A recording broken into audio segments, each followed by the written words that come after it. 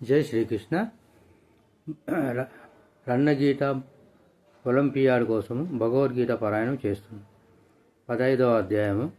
ఓం శ్రీ పరమాత్మనే నమః. శ్రీమద్భగవద్గీత అథ పంచదశోऽధ్యాయः. శ్రీభగవానువాచ ఊర్ధ్వమూలమతశాఖम् అశ్వత్థం ప్రాహురవ్యయం ఛందాస్తి యస్య పర్ణాని యష్టం వేద స వేదయిత్. అతచ్చోద్యం ప్రస్తుతా సహస్రశాఖా గుణప్రవృద్ధా విషయా ప్రవార. అద్యస్య మూల్యాననుసంతతాని కర్మానుబంధిని మనుష్యలోకే. న రూపమస్యేహ తతోపలభ్యతే నాంతో న చాదిర్నం న సంప్రతిశ్చ. అశ్వత్థమేనం సువిరోధమూరం అసంగశస్త్రైన దృఢైన చిత్వా. తతః పదం తతి పరిమార్గితవ్యం యస్మిన్ గతా ననువర్తంతి భూయా. తమేవ చాద్యం పురుషం ప్రపద్యే యతః ప్రవృత్తి ప్రసృతా పురాణే. నిర్మాణమోహ జితసజ్ఞదోష అధ్యాత్మనిత్యా వినివృత్తకామా.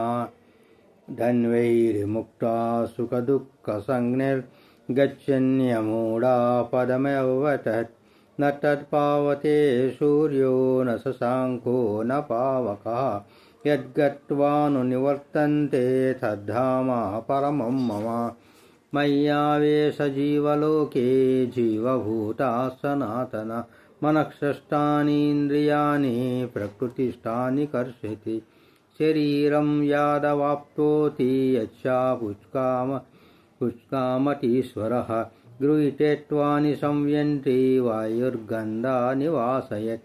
శ్రోత్రం చక్షుస్పర్శనం చ రసనం జ్ఞానమేవ చ. అధిష్టాయ మనశ్చాయం విషయానుపసేవతే. ఉత్కమంఠస్థిరం వాపి విజ్ఞానం వాగ్గుణాత్మనా. విమూఢానానుపశ్యంతి పశ్యంతి జ్ఞానచక్షుషః. యతంతో యోగినశ్చైనం పశ్యన్నాత్మానమస్థితం. యతంతో ప్రకృతాత్మానో నైనం పశ్యంత చేతసః. యాదదిత్యగతం తేజో జగద్భాసయతేఖిలం. యచ్చాంతమతి యచ్చాగ్నో తత్తైజో విద్ధి మామకం. గ్రామావిశ్యాంచి భూతాని ధారయామ్యహమోజసా. పుష్టామి చౌషధీ సర్వః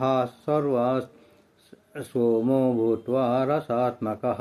అహం వైశ్యానరో భూత్వా ప్రాణినాం దేహమాశ్రితః.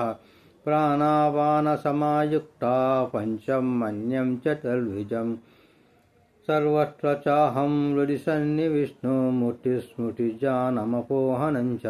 వేదేం చ సర్వైరహమేదవేదో వేదాంతకృత్వేదవిదేద చాహం. ద్రవిమో పురుషో లోకే చరచ్చర ఏవ చ. చరం సర్వాణి భూతాని కూటస్థుచ్చర ఉచ్యతే. ఉత్తమం పురుషం తత్వా పరమాత్మేతు ద్రాహృతః. ఏ లోకోత్రయో మా విశ్వాభివర్తవ్య ఈశ్వర. యశన్యో గతమతిత్రోహన్ అక్షరాదపి చోత్తమః. అతోస్మి లోకే వేదే చ ప్రథితః పురుషోత్తమః. ఏ మామేవ సమృద్ధో జానాతి పురుషోత్తమః. స సర్వవిద్భయతే మాం సర్వభావేన భారతః. ఇది గృహత్తమశాస్త్రం ఇదముక్తం మయా నఘ. ఏతద్వంద్వబుద్ధిమాన్ సన్ కృతికృత్వం చ భారతః. ఓం తత్సదితి. శ్రీమద్భగవద్గీతాసు ఉపనిషత్సు బ్రహ్మ విద్యాయాం యోగశాస్త్రే శ్రీకృష్ణార్జున సంవాదే పురుషోత్తమయోగో నామ పంచదశోऽధ్యాయः.